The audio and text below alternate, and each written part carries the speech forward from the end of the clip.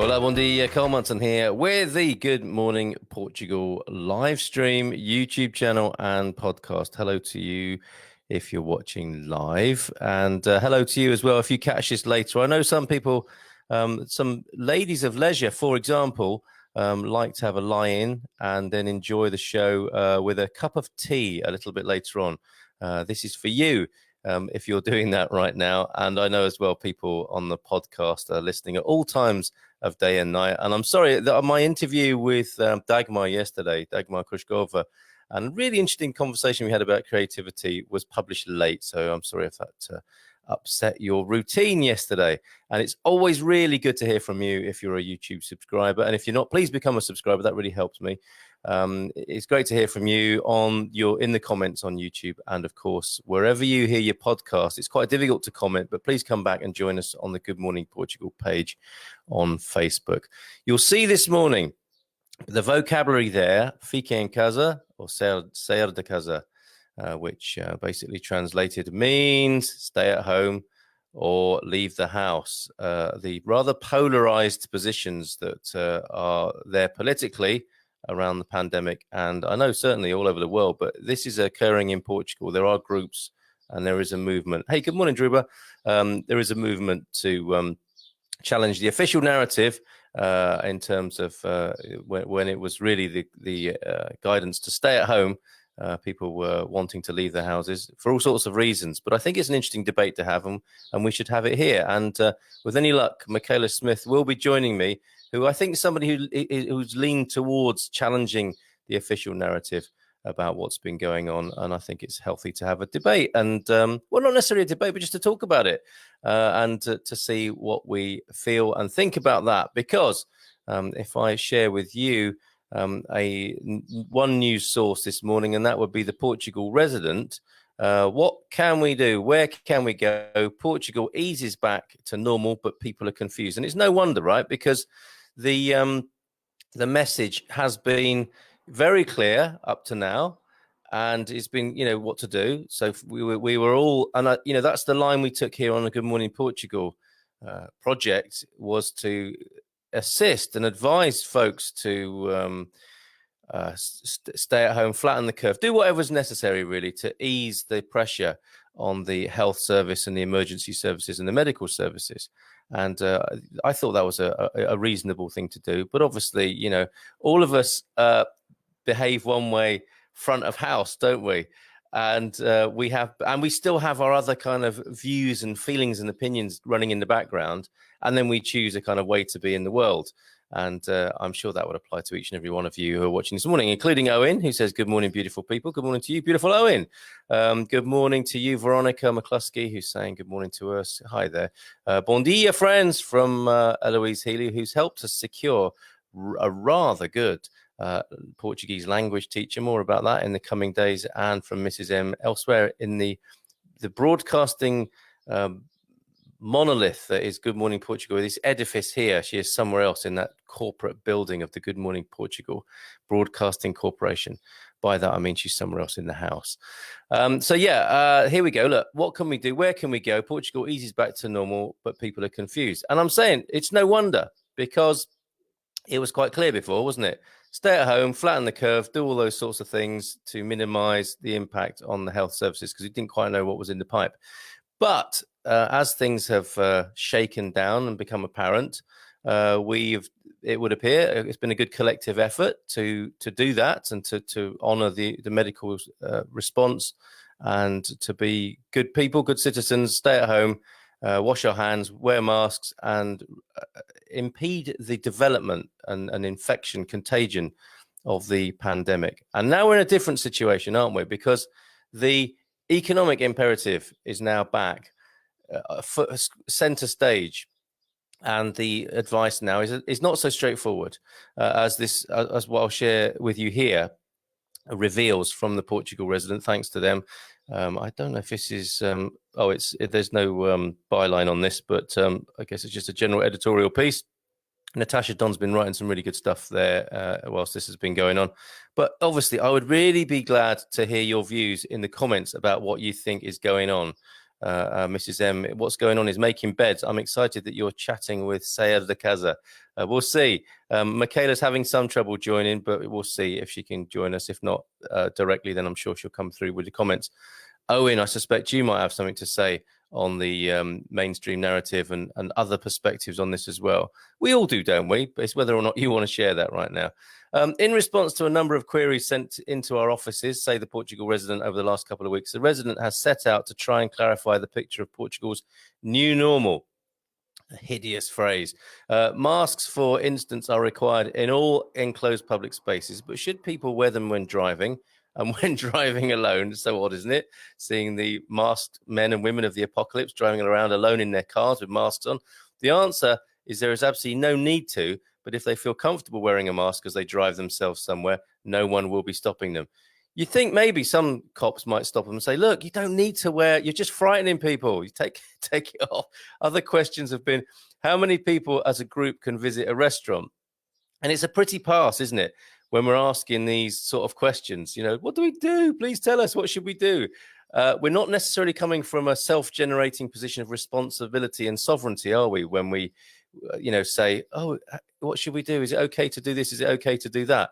Whilst I understand why people do want guidance as well. The answer right now to how many people in a group can visit a restaurant is as many as can comfortably fit, bearing in mind the 50% limitation on capacity. Okay, so that's not very clear, is it? But I get what they're talking about. Large groups will require wider spacing out and ideally be better placed on esplanades. Those wanting to eat inside will indeed have to wear masks to go into the establishment, but clearly they'll have to take them off to eat and drink. From June the 1st, the limit on capacity should be removed, so restaurants will be able to accept their full quota of clients. Okay, so that's just to sort of buy a bit of time, presumably, to see if there is a second spike and whether the, to me, ridiculous ritual of wearing a mask until you start to eat and drink, or flipping it up and down whilst you're eating and drinking. I guess time is being bought to see if that works or not. Do I need to wear a mask in a restaurant or cafe? Short answer is take one with you, wear it on entering, take it off for eating and drinking. Now, it's a kind of cultural thing, isn't it? It's like, I am wearing a mask, nothing to fear from me. Maybe that's the signal that's being sent. I'm taking this seriously. I'm being responsible. That's why I've got this mask on, which I'm going to take off in a minute so that I can actually put food in my mouth. So should you wear a mask when arriving at an outdoor terrace or a cafe or restaurant? Not usually, but always have one with you so you can comply with regulations if required.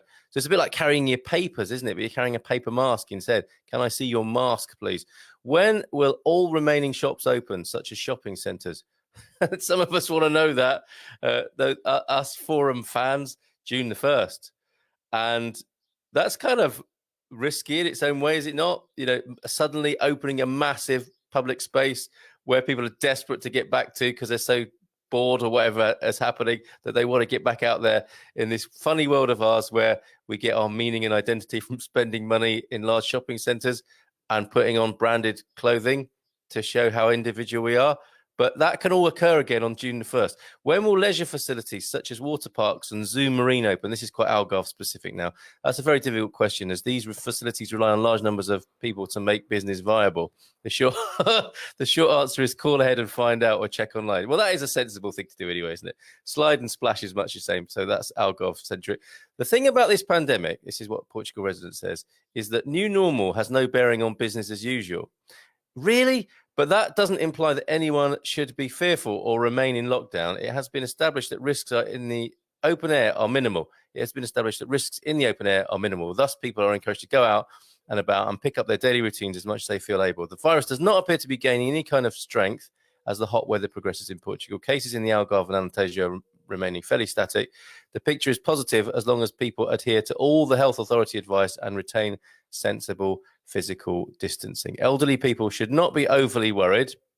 Easy for them to say. In my stereotypical view of elderly people, they are very prone to becoming worried and possibly overly worried, unless they are seriously health compromised, in which case they should try and remain as isolated as they sensibly can. And this is where it all gets quite difficult, isn't it? It's like if you're an elderly person who you feel you are health compromised and you've got more isolation to look forward to, that can't be doing much for your mental health, can it? As to cures/vaccines, cures in inverted commas, This is for the wider press, but nothing is expected any day soon, hence the reason for all the caution. Is that the reason for all the caution? It could be one of the reasons. So thank you, though, to Portugal resident. Let's see what people are saying in the comments here, if anything at all from what I'm saying so far. My missus rarely, on a rare occasion where she's commented that she's saying nothing. At which point should I say, is there something wrong as a good husband? And see what happens. Good morning, Carl. Lovely hot day in Coimbra, which is not Coimbra, it is Coimbra. Good morning to you, Barbara. Thank you for you joining us this morning. What's your view on the new normal? We'll go with that. What are the numbers for gatherings? Festival season still not being talked about, really, is it? You know, that's really off for the summer. And big crowds of people where drink is involved. I don't think the government want to deal with that. And you could say that's probably from a public order point of view, as well as infection, right? Because if a big crowd of alcohol-induced people get eggy, that's quite a call on state resources. I suspect there's something of that in it. Michaela, who was going to join us direct, it doesn't look like she'll be able to do that. But anyway, also, young people are hardly susceptible to serious symptoms, and children have been found mostly to not transmit the virus. Veronica says, I think we just need to use common sense. I would agree with you, Veronica. And I guess on that point, we have to go to that old cliche, you know, common sense is it makes sense, but it's not very common. Just because we can now go to the shops, it doesn't mean we have to. After all, we've managed for around 7 weeks without all but the essentials. I enjoy a coffee, but now once a week, not every day. That's restrained and right, I would say, Veronica. And I don't know about you, but you know, I've realized what an addicted consumer I was before this. You know, it was cold turkey for me. It's like, you know, I used to go, like you, have a coffee every day or a cake and something, you know, and I got like a lot of people in this crazy world, got some of my identity from being a consumer, I suppose. And then suddenly you can't do any of that. I cope pretty well and save quite a lot of money. Very interesting. So Owen Lloyd Martin, birthday parties, etc. And again, this is going into the grey area, isn't it? You know, if you piece together from the official advice how you would approach a birthday party, it would look a little bit like the horrific proposition of eating out now. Take your mask with you, wash your hands, and keep apart. All the things that are not very conducive to intimacy, closeness, and the conviviality of party situations. But, you know, in the back of our minds, we're thinking, okay, yeah, we've got to give this sense of contagion and infection, show that who's boss, without compromising what we feel is special in life, right? And that's, you know, that's where we're at, I guess. New normal, I think we should go with the flow. Thank you, Barbara. Some people say only dead fish go with the flow, a Spanish phrase, I believe. But I get what you're saying there, Barbara. No contention there. As in, I suspect you mean go with the flow as like, you know, use common sense and figure it out as you go along. And I have to say, I don't think people generally are credited with having much common sense, right? My view of this would be that the local cameras would be more influential. Local officials might present a view, knowing their area and the business of the area, the people of the area, take the advice from the government and then interpret it locally so that we're not having our lives kind of dictated by a very centralized and remote authority. And this happens all over the world, doesn't it? Is that the people you don't know, complete strangers to you, who don't know you, and who care about you in terms of being one of the numbers, will be telling you to do certain things. And they are dealing with massive numbers of people, so that will influence the advice they give, and it will tend to be on the hard side, the harsh side. It will tend to be on the surveillance side, and it will tend to be to do with managing large numbers. It won't be human centric or about you as an individual, obviously. And look, Owen, I just want to hug someone. Well, wash your hands, put your mask on, and hug them from 2 meters, Owen. If we follow the rules. I hear about, and this is, I suppose, is where common sense comes in, right? You know, you got, I don't suppose there are many people anywhere in the world who could put their hands up and say they haven't hugged somebody and in a sense gone against what are the rules, the guidance, because that happens sometimes. That's life. And again, we're down to and maybe quite rightly so, taking personal responsibility for what you do within an understanding of the general guidelines. Now, some would say that's what Dominic Cummings did, but others would say you might expect a bit more from somebody who made those rules and is in a public position. Interesting. It's going to run that one. I hear about the development across the EU. This is Mrs. M, which is a COVID online passport whereby everyone is rated on a green, amber, and red rating. According to your rating, you'll get access to shops, banks, medical care, etc. To consistently score green, you'll have to regularly test yourself and agree to be vaccinated, etc. And any non-compliant behaviours will give you a red score, at which point you'll be unable to go into shops, etc. The future development bothers me. Yes, that is understandable, and I think there is she's popping a link in the comments for that. So that's what we're talking about this morning. Unfortunately, Michaela couldn't join us, but I'm sure we'll chip in with comments in the comment boxes in the chat. And what I'll do is I'll go to the numbers as they are at the moment in Portugal and look at the weather, of course, whilst Louisa is offering Owen. And come on, everyone. Owen wants a hug. Can we have more virtual hugs for Owen, please? Because that's what it's really about, isn't it? He wants a hug to feel connected and loved. And I'm sure we can do that, albeit we are appropriately socially and virtually distanced here. So if you can hear me over the dustbin lorry outside, or the recycling lorry, that's life in Portugal here, where I am this morning. And it is a glorious day. Let's have a look at the weather just by way of a quick break. Come back to your comment, Gary, in just a moment. But I'm looking at my magical seaweed and my electronic seaweed. High today in Lisbon of 29 degrees. Cloud not expected till Saturday. Porto, similarly, all across the country. I'll just say this once. Cloud is not expected in Portugal, generally speaking, until the weekend, possibly Friday. But we've got sunny days ahead of us, Wednesday, Thursday, and Friday. Generally, I'll give you the highs across the country. A high of 29 in Porto today. 30 in Aveiro, 33 in Beja, 33 in Braga as well. Bragança is 30, Castelo Branco 30, Coimbra 33, 32 in Évora, Faro 26. Isn't it funny at the moment how Faro is having the lowest of the temperatures across the country? Guardas 26, similar to Faro there. La Area 32, Porto Alegre 30, high of 33 in Santarém, high of 30 in Setúbal, Viana do Castelo, 29 degrees, 32-degree high in Villarreal. They do such a good wine there. One of my favorites. And we're doing we're doing good business. We're not doing any business, but we're getting a lot of people interested in the Good Morning Portugal Wine Club.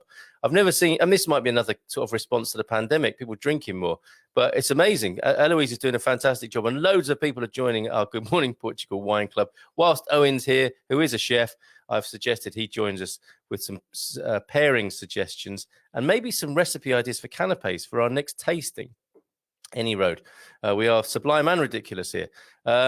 Vizier, 30 degrees high today, and in the Azores and Madeira, where, they sometimes get the best of the weather, low, relatively speaking, to the rest of the mainland, 22-degree high in the Azores today, Madeira, high of 20, the lowest across Portugal. Righto. Okay, back to your comments and a bit more weather. Gary is... I said I'd do the numbers. I will do the numbers. Sounding like Donald Trump there. I'll do the numbers, big numbers, the biggest numbers anyone's ever seen. Morning, Carl. I think we need to buy as much as we can locally because they will need it most because the supermarkets, yes, had almost a complete monopoly. That's a question I want to ask this morning. Who's done well out of this and who hasn't? And who is going to be suffering long-term because of this and who isn't? Okay, there's a question for you. And I absolutely agree with you, Gary. Now is the time. I've been doing that. The hire car's gone back. I've got a bicycle, and it's a Portuguese bicycle. And I cycle to the local shops to buy as much as possible. God forgive me, went to the local Lidl yesterday. But I try and go to the local shops. There's no try. You either do or you don't, right, if you're Yoda. But I think that's a really good point, Gary, and I would encourage people to do that as well. Hola, Bronwyn Hewitt, says Louisa. There's a bit of crosstalk going on. Veronica McCluskey offering a virtual hug there. Fabulous. Louisa affirming Gary's comment. Who's going to prosper from this? I think there's the answer to that question. Not the 99%, says Owen Lloyd Martin. Let's have a look. Oh, my word. this really is 1984. Now, I think you're referring to Luisa's passport and the idea of a COVID passport, and your ability to move and operate in society will be linked to you being fully vaccinated, tested, and seen within the state size as being good to go.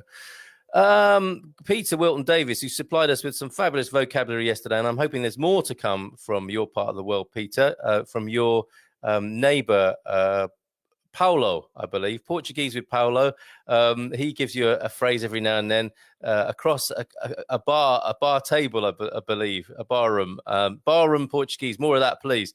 Clear, sunny and breezy here in Castanheira da Pera again. We had some tall storm clouds build up yesterday, but nothing out of them. The pictures you paint of your locality are very beautiful. I recall you talking about swallows on the telegraph lines, the telephone lines yesterday. Absolutely brilliant. Michaela Smith, the public consent that has been manufactured for measures such as vaccines, passports, voluntarily yielding our body temperature to the data miners, implanted QR codes, etc., is scary.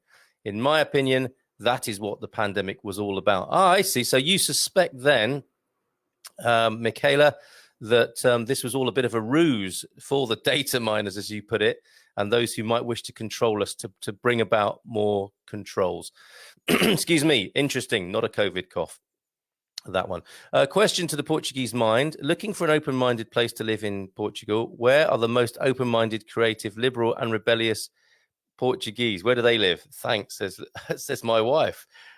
Good morning from sunny Fundão, and I'm looking to go to Fundão very soon, Julie. I'll PM you about that. So it'll be lovely to meet you sometime very soon. I have a road trip planned, and I have to state on the public record here, all with appropriate measures and common sense in mind. But it's sunny in Fundão. Is it always sunny there?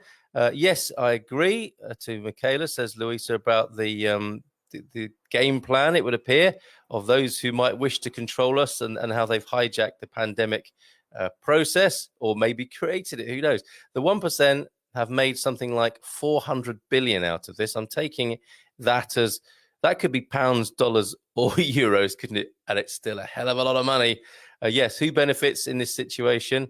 It would appear that the state will come out of this with more control, more ability to tax people, and a massive amount of public debt, and the means to enact austerity. So Gary's quite right. We've got to go local. We've got to look after each other and minimize our own exposure, I suppose, to that kind of stuff about how much we can be affected. And that's why Mrs. M wants to move to an open-minded part of Portugal, I think. And she adds, it's quite obvious to read between the lines. She tells me that off air, as you can imagine. Bon dia, Carl. I'm still doing well, stranded in the Azores. Temperatures are perfect here for this girl from Maine. 34 is way too hot. Yeah, it's the lower temperature for you, Lisa, at the moment. Enjoy over there. 458, I'm thinking that's $1 billion has been made by the 1% from the pandemic. You know what? By anyone's measure, that doesn't seem fair, does it? And it seems to be evoking a little bit of anger there. I won't even read that comment out. Naughty, Louisa. Just to clarify, I want to move with Mr. Colemanson. I am heartened to hear that. No, a ruse of Big Pharma. So give us more of your comments. A little bit of context. I know it's kind of hard trying to keep up with the conversation commenting in this way, but I'm guessing that is a reference to my question, who is benefiting from this pandemic? And Michaela is suggesting, I think there, maybe you could confirm this for me, Michaela, that it is a ruse of Big Pharma that's gone on from which many people are benefiting. I think all this conspiracy theories only feed the low vibes. Let's focus on who we want to become and change your own life. Yes, Sandra, thank you very much. Good morning to you. Hola, bon dia to Sandra in Belgium, who makes a very good point actually there.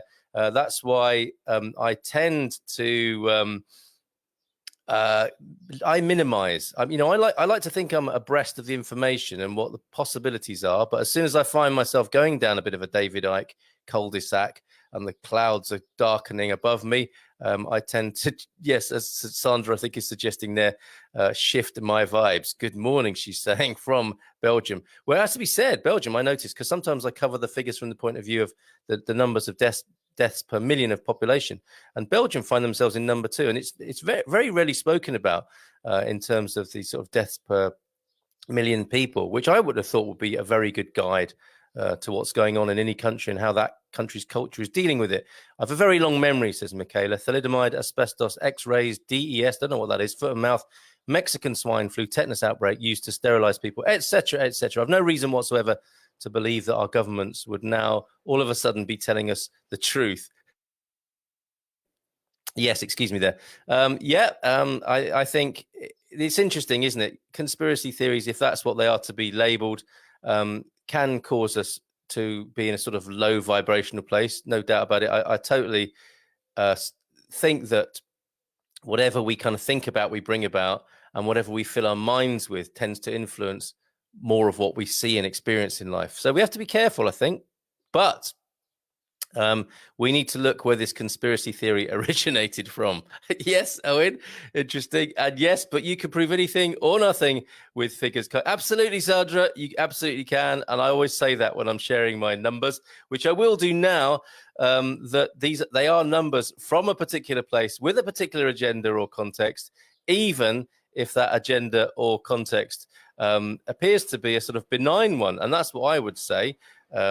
As well, is that even people like me who are saying, well, I'm just sharing numbers with you, we've all got an agenda. We've all got an agenda. So I'm reading Craig Morfitt's update for yesterday. Portugal now has 31,000 confirmed cases, 31,007, an increase of 219 cases in the past 24 hours.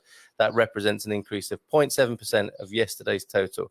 211 of these new cases are in the Lisbon and Tagus Valley region. We've had another 12 fatalities, bringing the death toll to 1,342 in Portugal. That represents a 0.9% increase in deaths.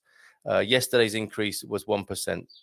The number of COVID patients admitted to hospital has decreased to 513. It was 531 the day before. 71 of them are in intensive care, 72 yesterday. This marks the lowest number in hospital since the 29th of March and the lowest number in ICU since the 27th of March. The northern Porto region accounts for 16,697 of the confirmed cases and 752 of the fatalities.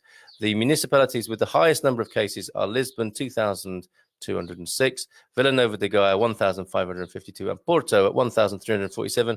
Matosinhos is 1,272, and Braga, 1,213. Total number of suspected cases now 313,886. Of those, 281,064 have tested negative, and 1,815 are awaiting the results. Total number of testing samples that have been processed is a whopping 689,705. And as Michaela says there, that's good business for someone, isn't it? 18,096 people are shown as having recovered. Good on them. Now, one other thing I wanted to mention from Craig's excellent coverage, you'll find this in Porto Expats on Facebook. 5 European countries, including Portugal, defended today that tracking applications can play an important role in bunny ears for the exit of the crisis, being the current challenge, also in bunny ears, the current challenge to develop effective technical solutions beyond the borders of the member states. The joint statement by those responsible for the digitization portfolios of Portugal, Germany, Spain, France, and Italy, to which Lusa had access today. Lusa is a newspaper, I guess, or a news source, stressed that the European Union faces the biggest challenge since its foundation due to the crisis caused by COVID-19.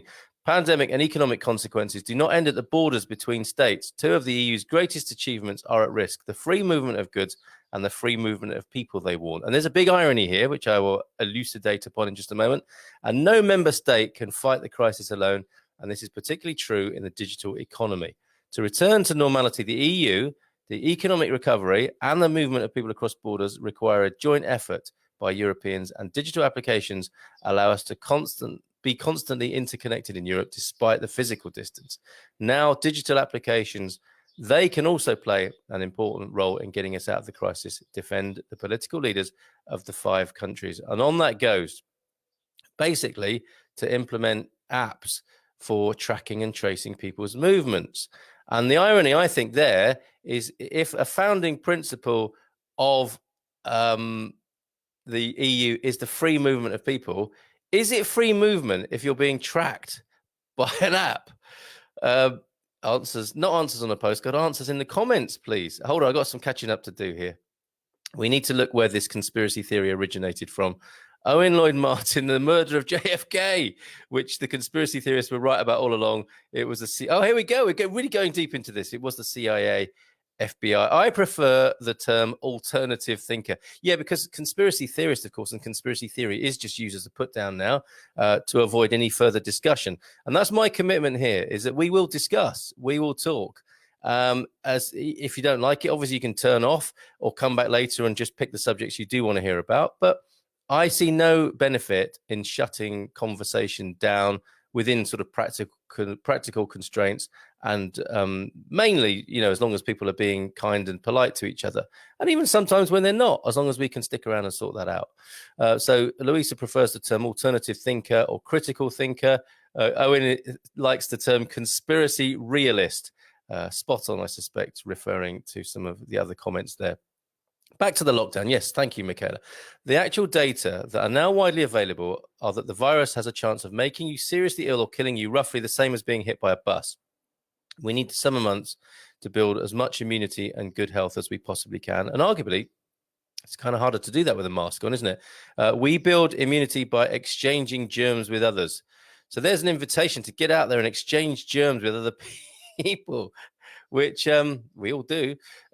Children especially. So isolating children in schools, not allowing them to share toys, not allowing them to break social distance, oxymoron of social distance, yes, absolutely, actually harms them, is what Michaela is suggesting there. The same is true for adults. All the measures are actually harmful. We need green space, clean air, community, affection, germs, building immunity. I'm with you. I'm with you, Michaela. As a personal view here, I think it was right what somebody said earlier on, common sense and the acknowledgement that life is dangerous. And, we can't save ourselves from every fearful possibility. And that's a low vibes thing. I think you'd agree, Sandra, isn't it? Is if we live our lives in fear of what we're going to catch or of other people or trying to live forever, that's not going to help us either. So agree on that. I think Sandra is talking about, affection. Affection is so healing. Yeah.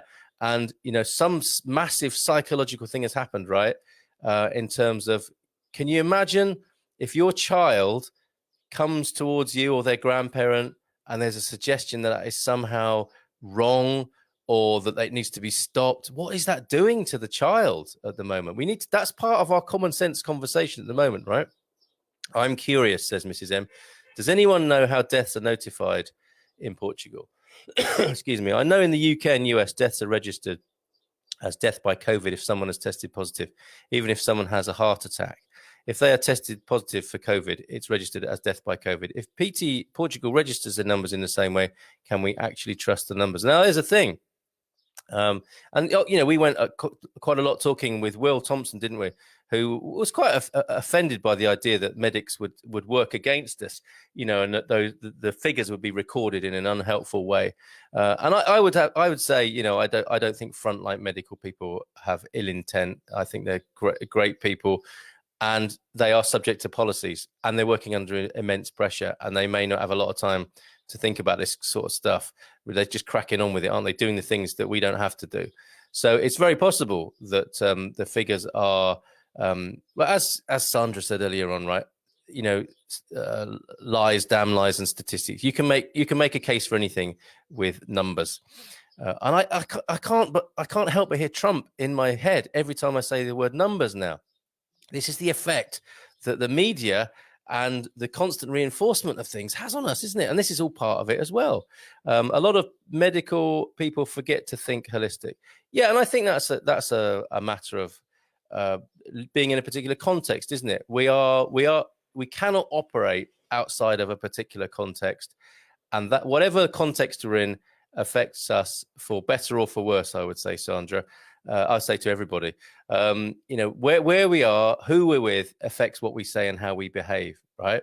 And that's, this is a context in which people feel comfortable to say things or not say things, and that's the same everywhere, isn't it? And I imagine if you're in a busy, medical situation, you'll be governed by a certain set of values and thought forms, and you might, like we all do, keep a lot of what you personally feel to yourself, and you operate within the given agreements, don't you? And norms and mores, as people say, conditions and conditioning of the context you find yourself in, unless, of course, you are a critical thinker, and then more or less you will introduce your ideas to those around you with more or less success. As you folks here, I know these guys, some of the people in the group here do well, how do I put this, sort of educate themselves, research broadly,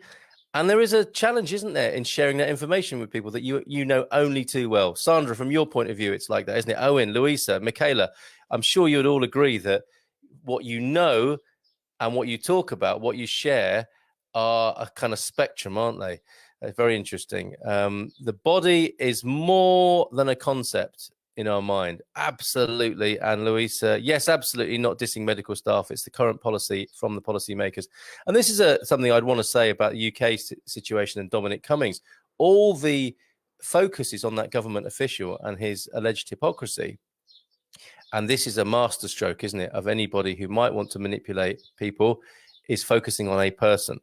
And to me, it's the system that's the problem, not individual people. I mean, they may or may not have their individual merits, but it's the system that they operate in that is really questionable, particularly when you look at what's going on in the UK at the moment. It's a very unhealthy system of managing people, managing the affairs of people's lives. And that's what's really upset them, I think, is their helplessness in the situation. I think that's what's really going on. And we don't like to feel helpless. You know, why would we? Going to finish now. And just by way of a change, contrast, please carry on talking about this in the Good Morning Portugal page group. Happy Homesteaders is probably the best interchange of ideas because it is a public group rather than a page. And I will do my best not to censor people. The only times I like to step in is when people are just being really unpleasant, and I will ask them to be more pleasant in expressing themselves. And very rarely do I censor people. I don't think I've done that yet. Facebook might, however, you might say something in there that Facebook don't like the look of. But please join the Happy Homesteaders group and carry on this conversation. We'll come back to Peter's vocabulary and hashtag Portuguese with Paulo in just a minute. But Ana Lucia Pinho Pereira says, I have noticed that UK citizens are terrified, and if you want them all to go back to normal, you'll have to lower the death numbers. Otherwise, no one, I think, will leave their houses. The UK stats have never been correct. I don't think there'd be much question with that, or correct according to your view. Guardian had an interesting article about how the important people clearly don't believe their own narrative. Well, it would appear, it is one narrative for the people they manage, and they think of people as numbers, right? And when you think of people as numbers, you do pretty nasty things to people sometimes, I think, when you think of them as numbers. Otherwise, they would not have broken their own lockdown rules. Thank you, Mrs. M, for thanking me for creating a safe and open space. I'm committed to that. And Anna Lucia just clarifying there, she thought that no one will leave their houses. I think a lot of Brits really are desperate to leave their houses, and they will do. And they will take Dominic Cummings' movements and lack of apology as a green light to do whatever they damn well please. And in many ways, why shouldn't they? They are sovereign beings, and they will have to take their chances. And it's just not simple anymore. It is confusing, isn't it? It's not just like stay at home. It's like, well, you can leave home, but then you've got to think about all these things. And there's the law that can step in at any minute. That's a really difficult line to walk, in my view. And that's the same in most countries, it would appear. Let's go back to finishing now with Portuguese with Paulo. Hashtag Portuguese with Paulo. I love it. Today's word is grêmio, which is the location where I have my unofficial Portuguese lessons with Paulo. Sponsored by Sagres, your Superblock, I suspect. Here in Peira, it is the Village Social Club and translates as guild. What ours is the Grêmio Recreativo União Peiraense. I think my pronunciation was bang on there, but let's find out if Anna Lucia agrees. But gremio is a guild, like a social club, I guess, that we were familiar with all over the world. Sounds like a beautiful environment. And it's like many village social clubs, says Peter, and is non-profit and run by a small group of volunteers. This, my friends, is the way forward, right? Local, non-profit, and run by local folks. Sounds a bit like a League of Gentlemen, doesn't it? Open every day for drinks, coffee and snacks. And every couple of months, you have a community lunch and barbecues to raise funds for the social club. That is such a good model for social life. Wouldn't it be a good model for local politics too? If I may hijack your message there with a political intent, Peter. Thank you so much for that. Looking forward to more Portuguese with Paulo. # Portuguese with Paulo. Please give him our best regards. Some crazy expats on social media. Love you, Paulo. You're going to have to translate that for him. Sagres, sponsored by Sagres over there in that gremio. And we'll leave, whatever that refers to, we'll leave that there. Perfect, says Peter. Sorry, Peter, not your last word. Another visitor from Belgium, not stay at home, but stay outside is the best advice. It's the right thing for the right moment. This is the problem, isn't it? This is of our polar and binary times. Life is changing all the time. Our minds are changing all the time. We, I think, need to apply the right thing at the right time. And no single rule or law can be set up to allow for that. So I want to say stay well, be safe, but not in that way. I want to wish you a very good day. I want to wish you sovereignty, good health, free movement of people, and a fantastic life. And, to be kind to one another. These are the values of Good Morning Portugal.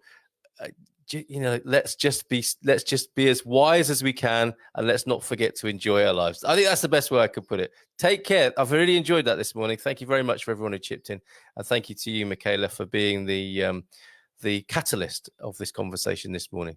And it's a shame you couldn't join us, but maybe another time. Take care, and bye for now, everybody. Hasta logo. Até a próxima. See you tomorrow with Leia from our Portuguese homestead. There's another solution, right? Go off grid, get away from the madness of too much interference and centrality. And we will go to you for a last word, Michaela. I never had much choice. I live in a bus. Lockdown imposed. You bubbled before everyone. And I think a lot of us bubbled, didn't we, in this lockdown, went into our own little bubbles, just connecting with Sauron and the Empire when we had to. Some of us want to carry on like that. Others, it would seem, are rushing back to the so-called new normal, which looks a lot like the old normal to me, sadly. I'll leave you on that point.